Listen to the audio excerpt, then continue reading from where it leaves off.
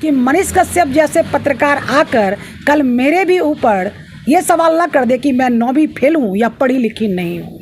अगर मनीष कश्यप जी को लगता है कि वो इंजीनियरिंग बीटेक करने के बाद वो तेजस्वी यादव जी को 9वीं फेल कह के बोल सकते हैं, तो मैं ये भी कहना चाहूँगी कि मनीष कश्यप जी जब आप जेल से बाहर निकल के आइए तो पहले हमसे अपनी योग्यता की बढ़ावड़ी कर लीजिए, उसके बाद तेजस्वी यादव जी के पास जाइएगा।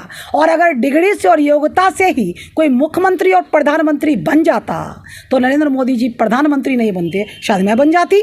योग्यता से क्या होता है, वो राजनीतिक योग्यता एक अलग पढ़ाई होती है, योग्यता होता है, उसके तहत हमारे श्रद्धेय नरेंद्र मोदी जी भी प्रधानमंत्री बने हैं। और कल को तेजस्वी यादव जी उप मुख्यमंत्री नहीं मुख्यमंत्री बनेंगे बिहार के, और तेजस्वी यादव जी को बनेंगे। और अगर मनीष कश्यप जी को लगता है तो वो भी आए, जनता के क्षेत्र में चुनाव लड़ें और विधायक दल के नेता चुने जाएं और मुख्यमंत्री बने।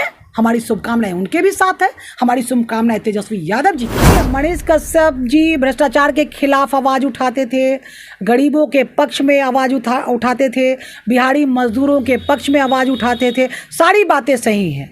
लेकिन एनएसए क्यों लगा, ये तो मनीष कश्यप जी ही बता। पत्रकार को, सूबे के उप मुख्यमंत्री को ये कहना कि हम आपको 180 दिन के बाद, 6 महीने के बाद जेल से निकलने के बाद सत्ता से उतरवा देंगे, हम उप मुख्यमंत्री को चैलेंज करेंगे, क्या एक पत्रकार को ये शोभा देता था? अगर मनीष कश्यप जी को ऐसा लगता है कि लालू जी का बेटा होने से या रामविलास पासवान जी का बेटा होने से वो सांसद बना दिए गए हैं, वो राजा थे इसलिए मंत्री बना दिए हैं, तो बिल्कुल गलत है। वो जनता के दरबार में गए थे, उन्होंने चुनाव लड़ा है, जनता ने उनको वोट दे के जिताया है। तो अगर मनीष कश्यप जी राजा के बच्चे नहीं हैं तो मनीष कश्यप जी को भी जनता के दरबार में जाना चाहिए। मनीष कश्यप से तमिलनाडु सरकार क्यों डरेगी, मनीष कश्यप से बिहार सरकार क्यों डरेगी? कुछ वैसा कानूनी प्रक्रिया होगा, प्रावधान होगा कि तमिलनाडु पुलिस उसको बेतिया लेके नहीं आई, कुछ वैसा वहाँ पे उनका तारीख पे तारीख पड़ रहा होगा, उन पर एनएसए लगा हुआ है, वो तमिलनाडु के जेल में बंद हैं। और बेतिया में जो दूसरा केस का उनका प्रक्रिया शुरू हो रहा है, उसको वीडियो कॉन्फ्रेंसिंग के माध्यम से गवाही कर लेने की बात की गई है शायद। देखिए, मनीष कश्यप जी भ्रष्टाचार के खिलाफ आवाज़ उठाते थे, गरीबों के पक्ष में आवाज़ उठाते थे, बिहारी मजदूरों के पक्ष में आवाज़ उठाते थे, सारी बातें सही हैं। लेकिन एनएसए क्यों लगा, ये तो मनीष कश्यप जी ही बता सकते हैं। क्या किसी को बगैर साक्ष्य का उठा के एनएसए लगाया जा सकता है? एक। दूसरा, जिस तरह से उनके घर का कुर्की जब्ती किया गया, वो किस केस में किया गया? अचानक से किसी केस में इतना जल्दी कुर्की जब्ती किया गया है, या बहुत समय से किसी केस को लंबित रखा गया था, दबा के रखा गया था, उस पर कुर्की जब्ती हुआ है, उस पर पुलिस ने संज्ञान लिया है? ये तो अब कानून के उनके वकील और जो उन पर जो धाराएं लगी होंगी, जिसके तहत बेतिया में उनके ऊपर केस चल रहा है, जिसमें 26 जून को तमिलनाडु से बेतिया कोर्ट लाने की बात चल रही थी, तो वो कौन सा केस है, कितने दिनों से लंबित था, जो कुर्की जब्ती उनके घर पर कराई गई, जिसके आधार पर उनको अरेस्ट किया गया और काली पट्टी लगाई गई। अब देखिए, काली पट्टी लगाई गई तो प्रशासन जाने कि उसके चेहरे पे काली पट्टी क्यों लगाई गई, कैसे अपराधियों पर काली पट्टी लगाई जाती है और किस पे नहीं लगाई जाती है, इसके लिए तो अब कानून ही बता सकता है, पुलिस ही बता सकती है कि काली पट्टी लगनी चाहिए या नहीं लगनी चाहिए। इस पे एक हम कानून के ज्ञाता नहीं हैं, हम कानून के जानकार नहीं हैं कि मैं कह दूं कि काली पट्टी नहीं लगानी चाहिए और काली पट्टी लगानी चाहिए। लेकिन अगर वो अपना बिहार का लड़का था, पत्रकार था और इस तरह के ज्वलंत मुद्दों पर बोला करता था, भ्रष्टाचार के खिलाफ बोलता था, गरीबों मजदूरों के लिए लड़ता था, तो बिहार में काली पट्टी नहीं भी लगाई जा सकती थी। कहीं ऐसा तो नहीं है कि मनीष कश्यप जी ने ये भी बोले थे कि 2024 में तेजस्वी यादव जी, आपका जो सपना है मुख्यमंत्री बनने का, वो सपना हम पूरा नहीं होने देंगे अगर हम जेल गए तो? देखिए, मनीष कश्यप जी को ऐसा नहीं बोलना चाहिए था। मनीष कश्यप जी एक जहाँ तक हम जानते हैं कि वो पत्रकार हैं, यूट्यूबर पत्रकार हैं, और उनको पत्रकारिता के क्षेत्र में तमाम ज्वलंत मुद्दों को उठाना है।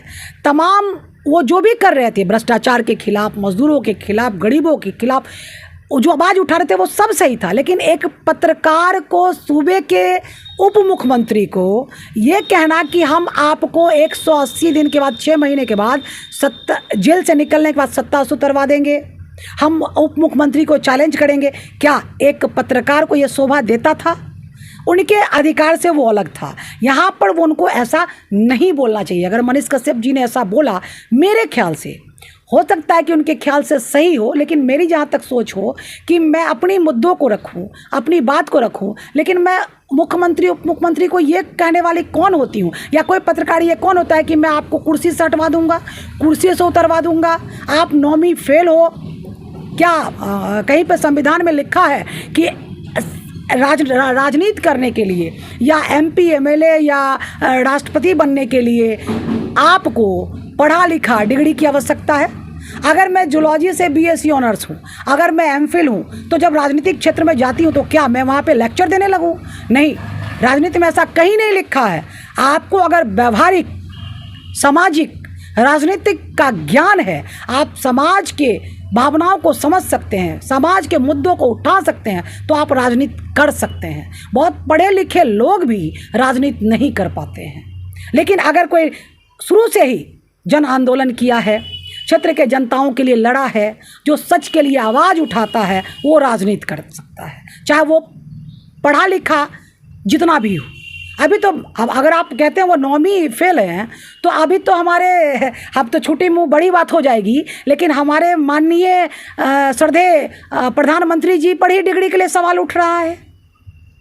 तो ये तो अच्छा है ना कि झूठ बोलने से अच्छा है कि सच बोल दो कि मैं 9वीं पास हूँ। लेकिन हमारे पास राजनीतिक, व्यवहारिक, सामाजिक ज्ञान है, और मैं जनता के लिए कुछ करना चाहता हूँ, निस्वार्थ करना चाहता हूँ, इसलिए मैं ये राजनीति कर रहा हूँ। राजा का लालू जी भी अपने जमाने में कहते थे कि रानी हो या मेहतरानी, सबके कोख से राजा पैदा लेगा। तो मरछिया देवी जी के कोख से भी हमारे श्रद्धेय पिछड़ों, दलितों, अक़लियतों के पूर्णतः लालू प्रसाद यादव जी जन्म लिए हैं। ये बात सही है, लेकिन मनीष कश्यप जी को ये पता होना चाहिए कि मुख्यमंत्री की कुर्सी या लोकसभा, विधानसभा जो भी है, उसकी कुर्सी पर किसी राजा ने अपने बेटे को नहीं बैठा दिया। उसने अपने बेटे को टिकट दिया, जनता ने उसको वोट दिया, इसलिए वो जीतकर MLA या MP बना। जनता द्वारा चुना गया प्रतिनिधि जो MP या MLA बनता है, वो उसको विधायक दल का नेता चुनता है, उसके बाद वो मुख्यमंत्री बनता है या विधानसभा में जीत के आता है। वो मुख्यमंत्री अपने कैबिनेट का जब विस्तार करते हैं तो उसमें उसको मंत्री बनाते हैं। अगर मनीष कश्यप जी को ऐसा लगता है कि लालू जी का बेटा होने से या रामविलास पासवान जी का बेटा होने से वो सांसद बना दिए गए हैं, वो राजा थे इसलिए मंत्री बना दिए हैं, तो बिल्कुल गलत है। वो जनता के दरबार में गए थे, उन्होंने चुनाव लड़ा है, जनता ने उनको वोट दे के जिताया है। तो अगर मनीष कश्यप जी राजा के बच्चे नहीं हैं, तो मनीष कश्यप जी को भी जनता के दरबार में जाना चाहिए। और तो बिहार मजदूर का राज क्यों कहला रहा है 1990 से लेकर के अभी तक? देखिए, 90 ऐसा नहीं है कि 1990 से मजदूरों का प्रदेश बिहार बन गया। और जी जी, ये भी बात हुआ था जो 1990 से लेकर के, जो वो ये भी बोले थे कि टोटल गरीब परिवार से आते हैं, मगर उनके घर में जो बच्चा पैदा होगा वो मुख्यमंत्री का दावेदार होगा, आपके घर में जो बच्चा पैदा होगा वो मजदूर बनेगा। ऐसा कुछ भी नहीं है। मजदूर के घर में बच्चा पैदा लेता है, वो भी सांसद बना है। लालू जी ने तो पत्थर तोड़ने वाली भगवतिया देवी को सांसद बना दिया है। कहने का ये है कि क्या गरीब के बच्चा में, गरीब के घर में IAS IPS पैदा नहीं लेता है? किसने मना किया मनीष कश्यप जी को कि वो क्षेत्र में जाके चुनाव लड़े, सांसद बने, MP बने और मुख्यमंत्री बने, प्रधानमंत्री बने? संविधान में सबको एक समान हक है, चाहे वो गरीब हो या अमीर हो। लेकिन इस तरह से किसी को बार बार लड़काना कि आप राजा के बेटे हैं इसलिए उप मुख्यमंत्री बने हैं, बिल्कुल नेवर, बिल्कुल गलत है। सबको अधिकार है लड़ने का, सबको अधिकार है पढ़ने का, लेकिन 1990 से बिहार मजदूरों का प्रदेश बन गया है, बिल्कुल गलत है। 1990 के पहले तो बिहार बंधुआ मजदूरों का प्रदेश था, जिसका शोषण हमारे बिहार के सामंती लोग किया करते थे। बंधुआ मजदूर के तरह काम करवा के उन्हें मुआवजा नहीं दिया करते थे। मैं जब छोटी थी तो जनवादी सांस्कृतिक मोर्चा में CPIM में काम करती थी, तो उसमें एक गाना था कि फाटल पैर बेमैया हो भैया, गर्मी के दुपहरिया में, खून बनल पसीना हो भैया, गर्मी के दुपहरिया में, मालिक कहे नादी बोझ के जइह, मजूरी लीह काली बेड़िया में। मतलब काम तो करवा लिया, लेकिन मजदूरी कहता है कि कल लेना, और वो कल कभी आता नहीं है। बंधुआ मजदूरी करवाता है, जिससे जो समाज के जो निचले तबके के लोग थे, जो मजदूर वर्ग के लोग थे, इस शासन शोषण से तंग आकर प्रदेश में जाकर काम करने लगे। 90 के बाद में उसमें इतनी जागरूकता आई कि वो शान से कहा कि मैं तुम्हारा बंधुआ मजदूरी नहीं करूँगा, और वो प्रदेश में जाके हरियाणा, पंजाब, दिल्ली, तमिलनाडु, जहाँ भी उनको मजदूरी मिली वहाँ मजदूरी किया, इज्जत से पैसा कमाया, अपने घर परिवार को भेजा, घर बनाया, दुकान बनाया, मकान बनाया, बच्चों को पढ़ाया लिखाया। तब लगा कि ये लोग यहाँ बंधुआ मजदूर करने के बजाय दूसरे प्रदेश में जाके मजदूरी करता है, पैसा कमा के लाता है और शान से बराबरी में बात करता है। इसलिए शायद मनीष कश्यप जी ने यह कह दिया होगा कि 1990 के बाद बिहार मजदूरों का प्रदेश बन गया है। तो क्या पढ़ लिख के जो भारत के बच्चे हैं, जो अमेरिका में, जापान में और इंग्लैंड में कमाते हैं, तो उनको क्या कहेंगे? पढ़ा लिखा मजदूर कहेंगे। जिसको जहाँ मजदूरी मिलती है वहाँ कमाता है। अब तो विदेशों में जाके लोग पढ़ लिख के भी कमाते हैं। क्या लगता है मैम कि मनीष कश्यप जी 2024 से पहले क्या उनको छूट पाएंगे? तमिलनाडु से यहाँ आएंगे छूट करके? देखिए, जहाँ तक मीडिया में जो न्यूज़ आ रही है उसके तहत तो उनको 1 साल तमिलनाडु के जेल में रहना ही रहना है, क्योंकि उन पर NSA का आरोप लगा है। तो 1924 के चुनाव तक तो मनीष कश्यप जी को बाहर निकलने का कानूनी रूप से कोई प्रावधान नहीं है मेरे सोच के अनुसार। अब कुछ हो सकता है, कानून के ज्ञाता हूँ, जो इसमें कुछ जुगाड़ लगा सकते हैं, या कुछ वैसा हो सकता है कि मनीष कश्यप जी निकल के आ जाएं। तो उतने बड़े कानून के हम ज्ञाता नहीं हैं, ना ही हम कोई अधिवक्ता हैं। लेकिन जो मीडिया के माध्यम से सुनने को मिल रहा है, या जो कुछ अधिवक्ता बोल रहे हैं और हम तक जो वो बातें पहुंच रही हैं, उसके तहत मनीष कश्यप जी लोकसभा चुनाव 2024 तक, या यूं कहें 1 साल तक, तमिलनाडु के जेल से बाहर निकलने में सक्षम नहीं है। मैं बॉबी शबनम, समस्तीपुर, और मेरा राजनीतिक सामाजिक कैरियर रहा है, लेकिन बीच में मैं पढ़ने के लिए ग्वालियर चली गई थी, शायद इसलिए कि मनीष कश्यप जैसे पत्रकार आकर कल मेरे भी ऊपर ये सवाल ना कर दे कि मैं 9वीं फेल हूँ या पढ़ी लिखी नहीं हूँ। अगर मनीष कश्यप जी को लगता है कि वो इंजीनियरिंग BTech करने के बाद वो तेजस्वी यादव जी को 9वीं फेल कह के बोल सकते हैं, तो मैं ये भी कहना चाहूँगी कि मनीष कश्यप जी, जब आप जेल से बाहर निकल के आइए तो पहले हमसे अपनी योग्यता की बढ़ावड़ी कर लीजिए, उसके बाद तेजस्वी यादव जी के पास जाइएगा। और अगर डिग्री से और योग्यता से ही कोई मुख्यमंत्री और प्रधानमंत्री बन जाता तो नरेंद्र मोदी जी प्रधानमंत्री नहीं बनते, शायद मैं बन जाती। योग्यता से क्या होता है?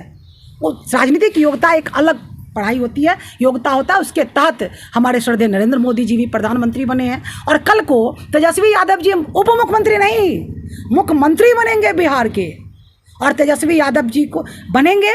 और अगर मनीष कश्यप जी को लगता है तो वो भी आए, जनता के क्षेत्र में चुनाव लड़ें और विधायक दल के नेता चुने जाएं और मुख्यमंत्री बने। हमारी शुभकामनाएं उनके भी साथ है, हमारी शुभकामनाएं तेजस्वी यादव जी के साथ भी है।